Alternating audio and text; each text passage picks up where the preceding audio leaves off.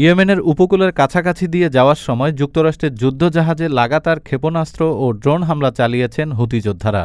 Yemeni প্রতিরোধ যোদ্ধা দলটির দাবি, মার্কিন বিমানবাহিনীর রণতরী আব্রাহাম লিঙ্কন এবং দুটি যুদ্ধজাহাজে হামলা করা হয়েছে।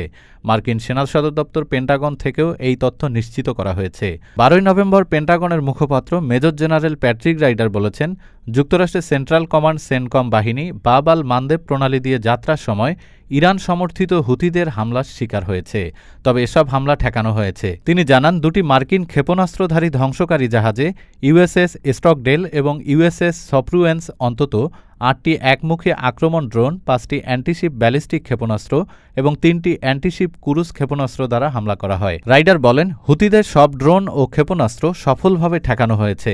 এর আগে একই দিন হুতি যোদ্ধারা জানান, তারা 8 ঘণ্টাব্যাপী হামলায় মার্কিন নৌবাহিনীর ওপর 2টি বিশেষ সামরিক অভিযান চালিয়েছে। ইরানপন্থী দলটির সামরিক বিভাগের মুখপাত্র ইয়াহিয়া সারি এক বিবৃতিতে বলেন, প্রথম অভিযানটি আরব সাগরে অবস্থানরত মার্কিন বিমানবাহিনীর রণতরী আব্রাহাম লিঙ্কনের দিকে কয়েকটি ক্রুজ ক্ষেপণাস্ত্র ও ড্রোন দিয়ে হামলা চালানো হয়। তিনি আরও বলেন, অন্য অভিযানটি লোহিত সাগরে থাকা 2টি আমেরিকান যুদ্ধজাহাজের ওপর কয়েকটি ব্যালিস্টিক ক্ষেপণাস্ত্র ও ড্রোন দিয়ে হামলা চালানো হয়। এই অভিযানটি সফলভাবে তার লক্ষ্য অর্জন করেছে। ডেস্ক রিপোর্ট, আজ বার্তা, ঢাকা।